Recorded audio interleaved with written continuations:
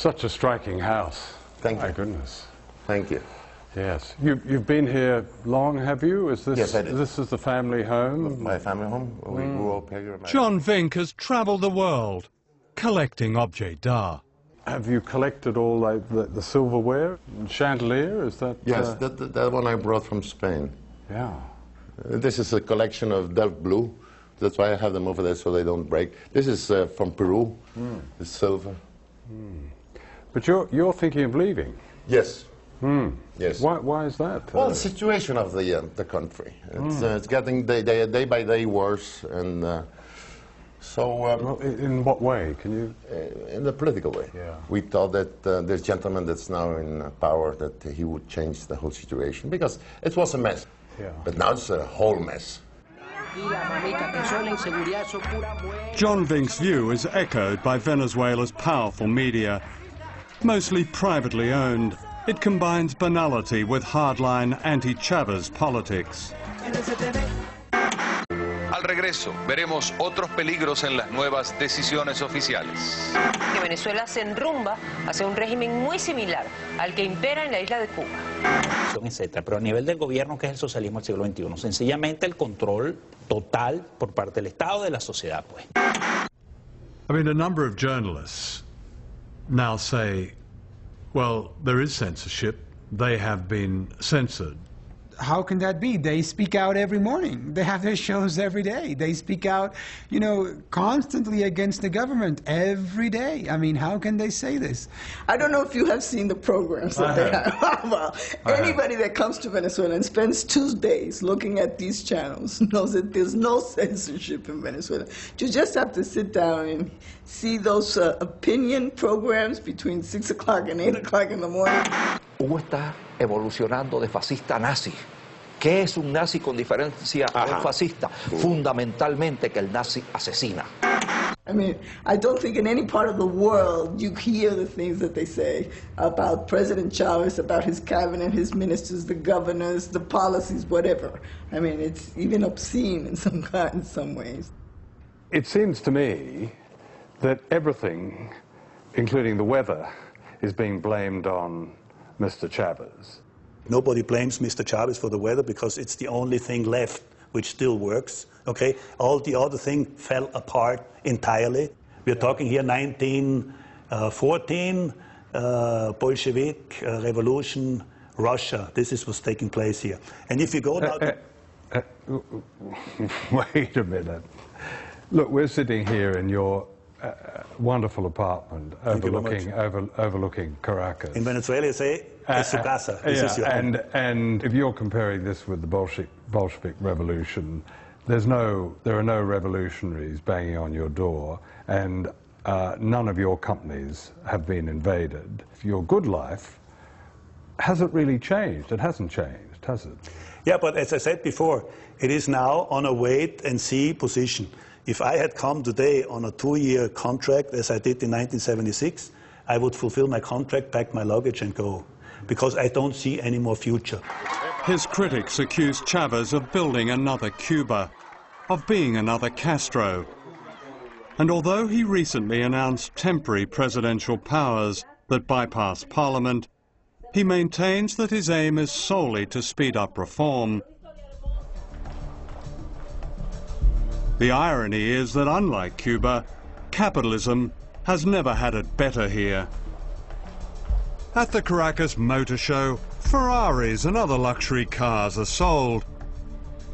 Smart restaurants and private golf courses and weekends in Miami are booming. What this class has lost is political power over a huge oil economy. I think Venezuela, because it is an oil economy, its middle and upper classes are very much biased towards the U.S. and the American way of life. In a way, they think they are cosmopolitan. They don't feel that they are from this country or that country. They belong to the world. They belong to this kind of privileged people of the world. Miami? Miami, New York, Paris. We adore Miami. Miami is our second home. We discovered Miami because Miami formerly was, you know, it was a village. And we were so rich, you know, we went to Miami and we bought houses, apartments, bungalows, boats, cars, everything we bought in Miami. We were the owners of Miami. And so we are very US-minded. In the old Venezuela, the United States played the part of a mafia godfather. The deal was simple. For supplying endless cheap oil, the Venezuelan rich kept a large slice of the profits. The election of Hugo Chávez ended the deal. Obviously, Venezuela is important because they're the third largest supplier of petroleum. I would say that Mr. Chávez, and the State Department may say this, probably doesn't have the interests of the United States at heart. We have been concerned with some of the actions of Venezuelan President Chávez and his understanding of what a democratic system is all about. Te digo que tratamos aquí de evitar el choque con el imperio, pero era inevitable. Yo fui a Casablanca, le di la mano a Clinton, hasta por teléfono. How are you, Mr. Clinton? How are you, Mr. Chávez? Es decir, nosotros aquí tratamos lo imposible. Hacer una revolución sin chocar con el imperio, imposible.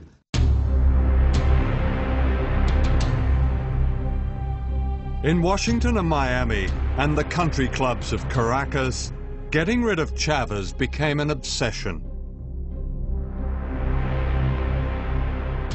In early 2002, secret plans were laid by the Venezuelan opposition, with the media leading the attack. ¿Usted cree que el presidente de la República está loco? Va llegando el momento en que todos hablemos de la transición, sin Chávez, por supuesto.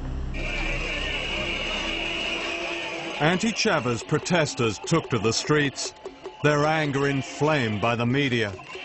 Nunca ha venido alguien tan feo y tan malo como esto. Hugo Satanás Chávez Frías es el anticristo, es el demonio, es el diablo, es diantre, Lucifer. Él es el único que sobra aquí. The campaign to overthrow Chávez came to a head on April the 11th, 2002. An anti-Chávez protest march was called in the center of Caracas.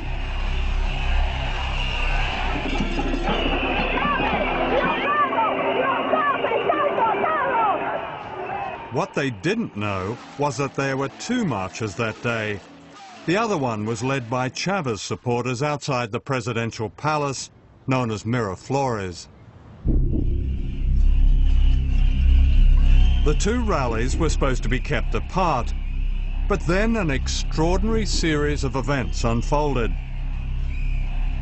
Without warning, the opposition marchers were redirected to the presidential palace by one of the organizers. Y él les dice, bueno, vamos hacia el palacio, vamos a desviar la marcha hacia el palacio de Miraflores. People tried to stop the march from changing course, but the organizer was having none of it. Le dice, no, en esta vaina mando yo y tú mandas en tu casa. Esto ya está programado y se va hacia Miraflores.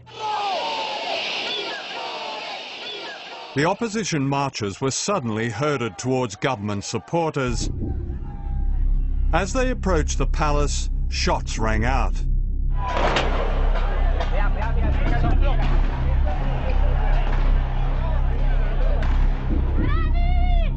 They were being fired upon by snipers who shot them one by one, many with a bullet to the head.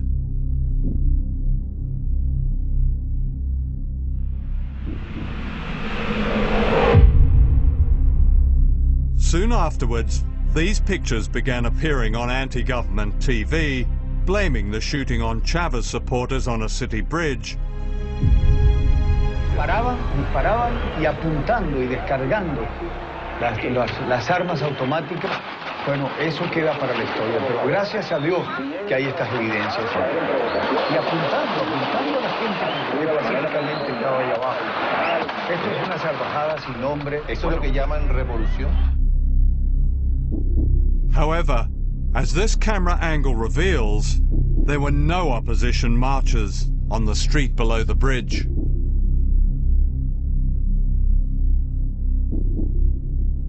What the TV pictures did not show was this. The people on the bridge are clearly trying to protect themselves, crouching down to avoid the bullets of unknown snipers above them and anti-Chávez police units below them. The people on the bridge were actually defending themselves. Entonces era como una zona de combate, de control, y que ellos actuaron bien planificado, estaba súper planificado todo eso. Within hours, these military chiefs appeared on television. They too blamed Chávez and his supporters for the killings. Venezolanos, el presidente de la República ha traicionado la confianza de su pueblo. Está masacrando a personas inocentes con francotiradores. Para este momento van 6 muertos y decenas de heridos en Caracas. Esto no lo podemos permitir. No podemos aceptar un tirano en la República de Venezuela. It was all a setup. The CNN correspondent in Caracas, Otto Neustald, later revealed that the generals had recorded their statement before the shooting. El día 10 en la noche me llaman por teléfono y me dicen la marcha se va hacia el Palacio de Miraflores, va a haber unos muertos y aparecen 20 militares de alto rango pronunciándose en contra del gobierno de Chávez y pidiendo la renuncia al presidente. En esa prueba ya se habla de muertos cuando todavía no había un solo muerto en la calle y todo sigue como estaba programado. Soon the presidential palace was surrounded by renegade army officers. Inside, Hugo Chávez was delivered an ultimatum: resign or be bombed. One of his cabinet ministers broke the news. Políticamente, que quede en evidencia que esto fue un golpe de Estado. No es que él renunció, pues el presidente no renunció. Okay. No renunció y entonces va preso, porque es un golpe de Estado. Okay. ¿Qué? Que lo sepa el mundo. Que lo sepa el mundo.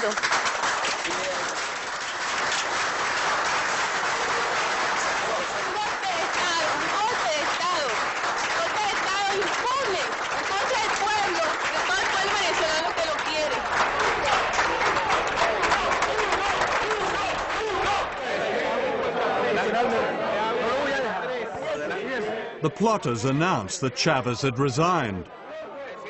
He hadn't. He was kidnapped.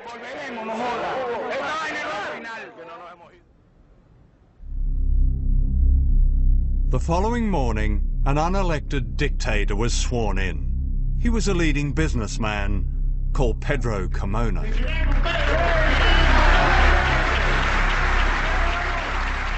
Eso hicieron una fiesta.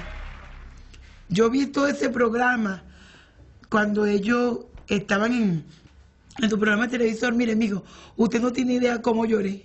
Como que si se habían muerto mis hijos y mi madre, que son la cosa más sagrada que tengo. En verlos a ellos, como decían, bueno, amaneció de nuevo en Venezuela. In one amazing proclamation, democracy was demolished, piece by piece. Se suspende de sus cargos a los diputados principales y suplentes a la Asamblea Nacional.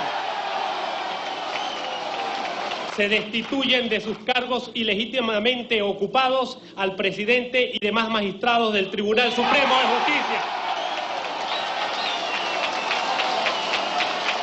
así como al fiscal general de la República, al Contralor General de la República, al Defensor del Pueblo y a los miembros del Consejo Nacional Electoral.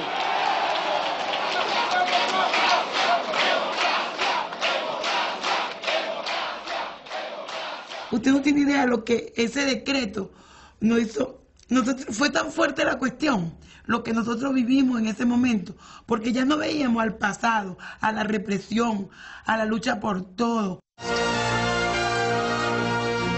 In the United States, the broadcast media carried the same pictures and the same story used to justify the coup. The Bush administration made it clear it is happy with a change in leadership in the country responsible for 15% of America's oil imports. Anthony Mason has our report. In the end, this is what triggered the overthrow of Hugo Chávez. Armed gangs loyal to the Venezuelan president firing on thousands